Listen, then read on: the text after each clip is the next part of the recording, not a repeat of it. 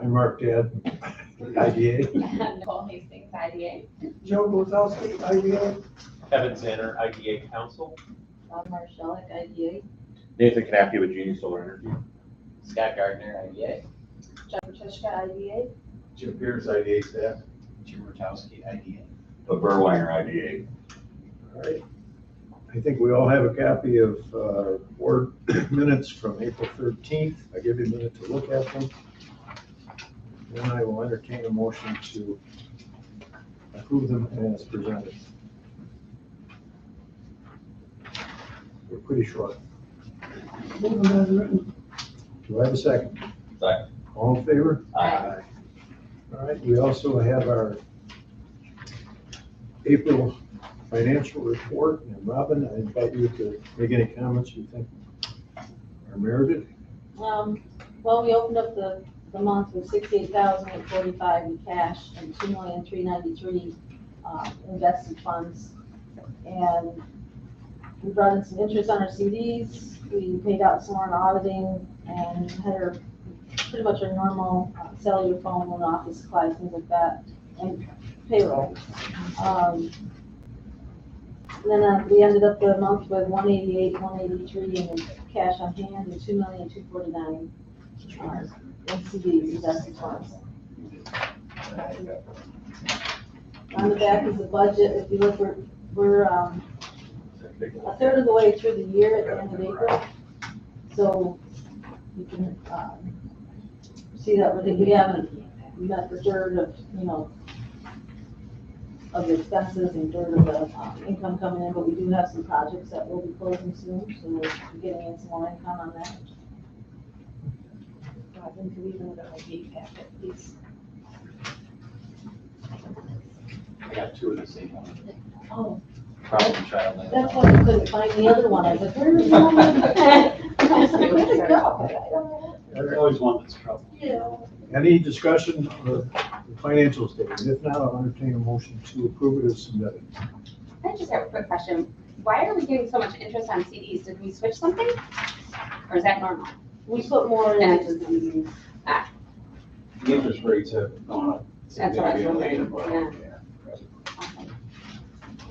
Yeah, they weren't just kind of holding accounts, but we're getting like, 4.8. yeah. Or- Yeah, I have the breakdown if you'd like to see it. Okay, I think I got it. And then we staggered them so that they're all every 3 months, one's coming due, and then we replaced it. Kind of keep the money somewhat liquid. Most of the banks out west. Right, and they're all FDIC. Thank you. So moved. All right, do I have a second? Second. All in favor? Aye. All right. And now.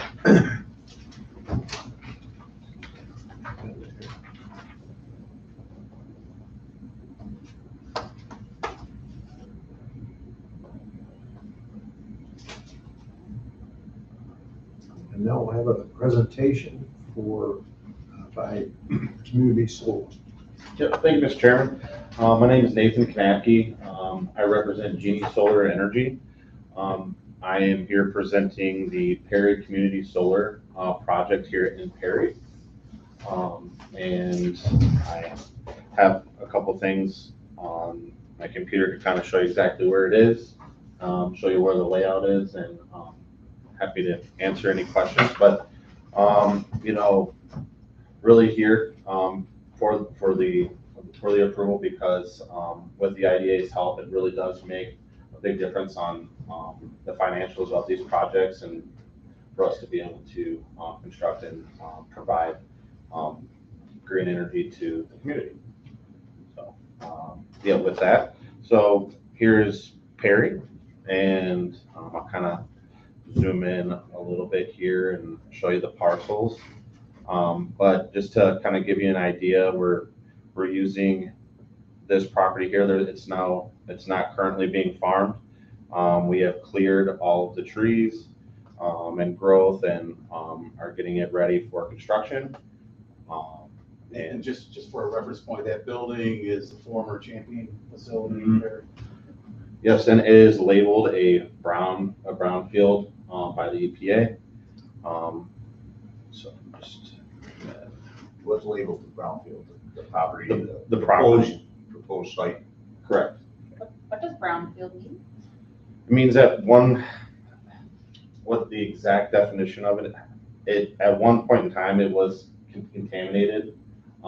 And there may have been some remediation, but, that's what, from my understanding, what it makes it labeled a brownfield. So when the original owner of the property was Champion Products and there was some TCE and type of contaminants in the ground. In the old days, they used to clean off the screens and throw it out the back door, when you wash your screens for stuff. So subsequently, it did contaminate the soil, as well as the groundwater. Even though Champion left the area and went south, they still remained committed to cleaning up the property, so they did remediate the property before Sam Golo. Well, actually, during Sam Golo's ownership of the property, so it's technically been remediated. I think so, yeah. But yeah, so this is showing where the layout of the panels will be on the property. I think maybe something else to mention is that it falls within the village and the town, and we have community host agreement. We have reached an agreement with the community host agreements, and I know they're not in the packet. I met with both the village and the town today, and they both signed it. We have come to agreement. Should have fully executed agreements here soon for the communities. But yeah, it's about a 15-acre property. The project's taking up around 15 acres, and it'll be a 4 megawatt DC, 3 megawatt AC project. Will the power be sold back to the town and the village? Is that what your agreement is for, or is it going upstate or actually downstate? Great question. So I'll kind of move down here. So the property owner, we're getting an easement through this property, and there's a substation in NYSEG substation right here, and I'll go back and maybe you can see it a little bit better. Mr. Sopola has given us permission to get an easement all the way through it into this substation right here. And there's lines right there that we're connecting into. And it will go into the grid, but we are going to be selling it to anybody who looks to subscribe to Green solar. Yes, correct. And yes. They also get a tax credit or a discount as a result of buying that power, correct? Yes, so I don't know exactly what they're purchasing their energy for, like the price and what they're currently paying for, but typically we see a 10 to 15% reduction on the energy itself. And you've done some site work over there as well, Nathan, and it was primarily just scrubby trees and brush and. Yes, that's correct. So as you can see here, we it was a lot of trees and brush that have been removed. There's still a little bit remaining, but for the most part, it's build ready. I think sometimes one of the concerns is a visual impact of a project like this, but there's such a grading there from Route 39, it's not even visible from that road. I just went by it Saturday. I had to really look to see it. Yeah. And that's something Both ways. specifically Jeannie that I look for, and Jeannie is just properties that don't impact the characteristics of the community, right? And so we felt that this was a good fit in that it was tucked behind the building, and it's fairly hard to see.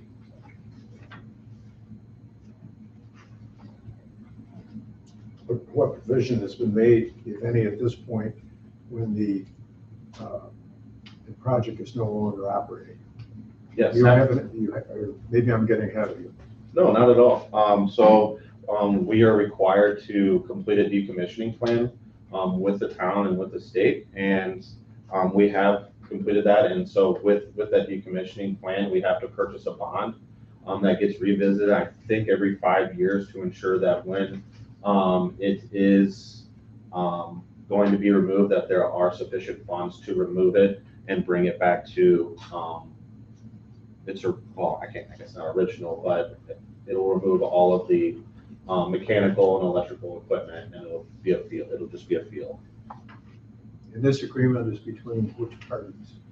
Obviously you, but. With us and the town, specifically. And the village as well? Yeah, yes. The project's located about 70% in the village and 30% in the town. Yeah, and yes, in order for us to get our zoning approval, we had to submit that, and it was looked over, that was an agreement that was included in that packet. That was all brushed, nothing tellable. No, Now, will these documents be available to us to review or at least to scan? Absolutely, yeah, absolutely. Yeah, I can make those available. I'd like to see those. And I have an alternative, I have a different motive, which I'm not going to. Okay. And I think Jim knows what I'm talking about. No, I don't, it's not like a secret document. I mean, it's a No, very. I just public, want to see what it looks like, that's all. Absolutely, okay. I just have a quick question. You mentioned 4 megawatt, but everything's listed as 3. Yeah, so the panels themselves, that is a DC rating, so they're 445 watt panels, and there's 9,000 panels. And so that comes out to 4 million watts. And so what that does is when it goes through the inverter, it inverts it into AC. And so that AC is what's actually going into the grid. And that rating is 3 megawatts AC. What the grid is seeing is the AC, which is what is being represented, which is what that 3 megawatts is coming from. Right. Yep.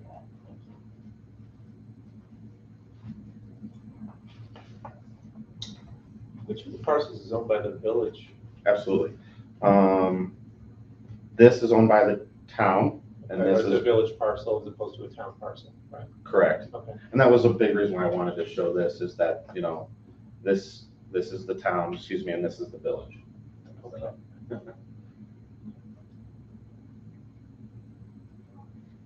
Yep. And these are lease arrangements, of course, with the property owners, right? correct. Yes, we have an agreement with Sam Dole, a lease agreement that's been fully executed.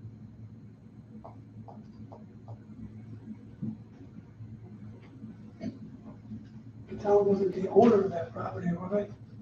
What's that? Was the town the owner of the property, or they just, it's in the town? Oh, it's in the town. It's It's in the town, who owns it?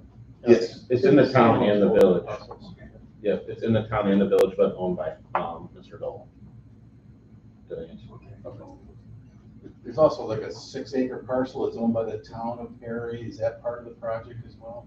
No, I think you're referring to The last. Yeah, you showed on the last slide there. right here. Yes. So that has actually been recently sold to Mr. Sapola. Oh. So the town of Perry sold this property to Timothy Sapola here recently. So no, the town does not currently own that property.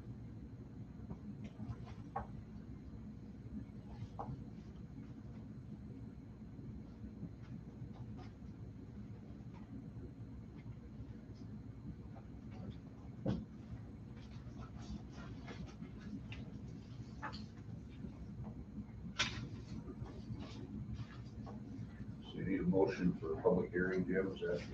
Yes, please. I'll make a motion to move forward, schedule a public hearing for this project. We have a second. Yeah. All in favor? Aye.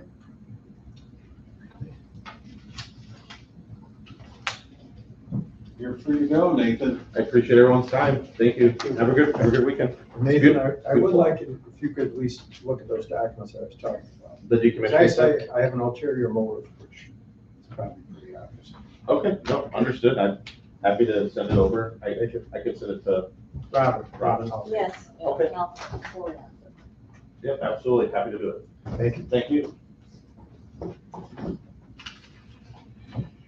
Okay, Jim, have you got a report for us? I do. Thank you very much. Thank you, Dave. Yep, Put yourself You up know, there. I'll get it's up. door and then straight down when you're ready. Quickly, I had a meeting with the general manager of Base Technology, business over in Arcade that manufactures small electronic components. They are now owned by a capital venture firm, and the company's aggressively looking at additional acquisitions. And the general manager, who's been there about a year, is aggressively trying to convince the board that any new acquisition should come into Arcade versus their other companies that they own in Hornell or Bristol, Pennsylvania. So with the help of Scott and myself, we put together kind of a Advantage Arcade PowerPoint that we provided the general manager so he can make a pitch to his board of directors. So that's some, I think, some good news. The general manager also happens to be a cousin of mine, so it's a rural area, you know. I also met with the owners of Bliss Machine and Arcade. They're located right on North Street, and they are extremely busy, running out of room. So we talked about some options for those folks as well. They're adding probably some second shift workers to try to ease up on some of their backlog. Crystal Light Electric is planning a very large project. They are looking to kind of redevelop some internal space in order to do a really large project with Cummins engines out of Jamestown. So there's some funding that's needed for that, as well as some new laboratory and testing equipment. They're not going to be knocking any walls out at this point, but I brought in the people from New York State Office of Community Renewal and the Empire State Development. We have another meeting next week, and see what they can do in terms of providing some state resources. I also met with a new developer in Arcade who wants to save the former Hummingbird Yo-Yo factory building. It is in deplorable condition. After I met with him, we took a tour of the property. He's very passionate about making something work, and when he found out that he would be eligible for the IDA's adaptive reuse pilot, as well as having access to our low interest loan program through the VAC, he subsequently signed an agreement and now has the property under contract with some contingencies. So he's talking, but he's going to make this thing happen. So we'll see. And the good news is he's a local guy, and part of his passion is driving him is that he is local and from the community. I also met with. Are those in your industrial? He wants to convert it into 18 market rate apartments. This is planning. So, in fact, when you go in the building, there's still a lot of old pieces of toys laying around, like those paddleboard things, and half of yo-yos. I guess they're called yo, right? But it's a really, structurally, there's a lot of good solid steel in there. The foundation looks good. I'm not an engineer, but structurally, the roof is not very good because you can look right up and see the clouds. So there's some work that needs to be done there. Where is it located? It's right exactly kind of east to the public parking lot in the village of Arcade. You know where that is. It's right next to the Arcade and Attica rail as it kind of leaves the village. So it'll be a neat project if we can get it pulled together. That building had a big freight elevator, just like this building. Is it still there? I didn't see it. No, I think that stuff is gone. There's a lot of tenants in there, but they fly in and out of the windows and the holes in the roof. Oh, yeah. You don't pay any rent. No, they don't pay any rent. How's that? The second and third floor with Matt's lumber, you know, are they still there? It is, and he's gonna try to save those floor. It's beautiful, Yeah. just like this place, Jim. Yeah. It was a knitting mill too. So. Yeah, they're put in at kind of an angle, so they're not just, rectangular blocks that the floor has. So. Anyway, it's an exciting project, and we'll see what we can do to help him out. I also met with Adam Marquardt over here. He put up that new ag building at our rail site facility, and I think everyone was really curious what it was, including myself, and so I stopped. He built that under the ag exemption law, so he didn't need to come to the IDA for any help on that. And it is full of ag commodities, feedstuffs that are in large super sacks. And the main goal of the facility is to kind of bring stuff in by bulk, and then he can break it down into super sacks and stuff. There's an area where you can download and upload in an air compressed, where there's like dust-free facilities. Really amazing what they've set up. He doesn't really know what the full potential of the building is, but he does know that there's been a lot of other interest in some warehousing for some other stuff that would come in by rail that would be non-ag commodities. So he talked to me about maybe doing a project down the road for warehousing for that. There would be some zoning issues we'd have to work through. For right now, the entire property is zoned ag residential. But, interesting idea, and those guys never stop thinking over it. As part of the Invest Buffalo Niagara board, myself and Kevin are both on that. I was put on a real estate strategy committee because we're having issues in our area with having the availability of buildings, with the exception of private credit buildings that are now on the market. And I still haven't received word back on my offer yet either, by the way. What the strategy committee is working on is they got some money set aside to hire an engineer to really help enhance people's green spaces. So I submitted our Steel Avenue site that we own over there at Arcade, it's 28 acres. And they only wanted to select 3 out of 12 sites that were submitted. I pushed really hard for the Steel Avenue, and it was one of the sites that got selected. So we're going to get some free engineering services that will really enhance the site and the data and the information that we have, which should help with our marketing efforts of that property. So I'm excited about that. Last week we met with a company called Enel, E-N-E-L. The company is in charge of decommissioning the original 10 wind turbines in the town of Wethersfield. Those things are obsolete, and so now they are coming down. Myself and Scott met with the group. They have tagging along with them a solar developer, because he thinks this would be an ideal solar site, especially since the wind turbines have been plugged into the grid over there. And so the process is going to take quite some time. They have about 6 months to do their due diligence, and then they want to make just the public aware of what's going on over there, especially since removing the foundations may require the use of dynamite and some other things. So they want to make sure people are well aware of what's going on. So I think Scott and I we volunteered James Bragg to blow up the dynamite. So We're gonna make a spectacle, make it big entertainment. yeah, we'll get some tickets for it. Put music to it. Let's get the, I like it. push the thing, make some money. So if you ever wonder what happens to these things when they become obsolete, they get decommissioned. That's what this is all about. And they want to use it as a pilot to how to do decommissioning, because they want to do more of this work. So they're looking to recycle everything related to the turbines, including, the blades and the oils and the gears and everything. So It's not practical to put another one, a new turbine back up on the same site. well, it's a rather small site, and it's the winds there are really strong. Obviously, that's why they put that one there originally.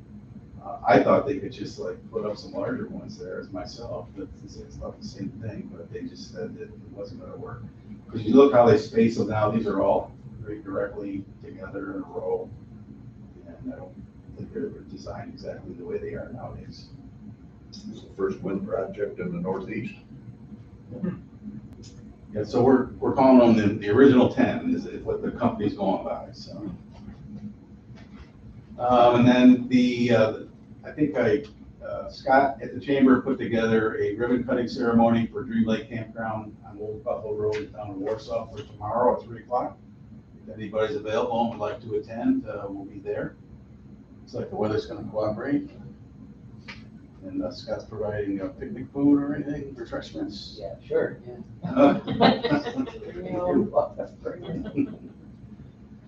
And just the last thing I wanted to report quickly about the business center is we got the EPA grant, and we just completed the request for qualifications to hire a consultant that will do the administration of the grant, as well as provide technical support, doing our RFP for the demolition and disposal and the community engagement, among other things.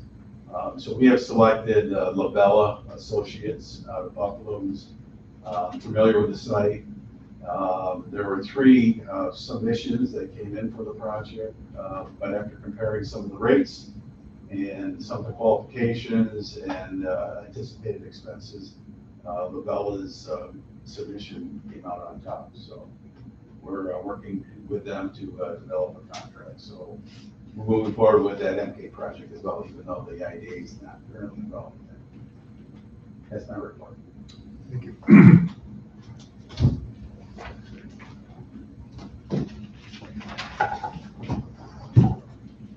Is there any other business? If not, we'll schedule the next meeting for June 8th. And I will not be here if anybody cares. So, who's the vice chair? You can look at that. Yeah. I'll do the best I can. I can check out mine now. Yeah, watch it on TV. That's what I do, is go on vacation and watch this. All right, and. Never mind, I'm not having another drink, I gotta watch the IDA meeting. Forget the steak. Do I have a motion to adjourn? So moved. All in favor? Aye.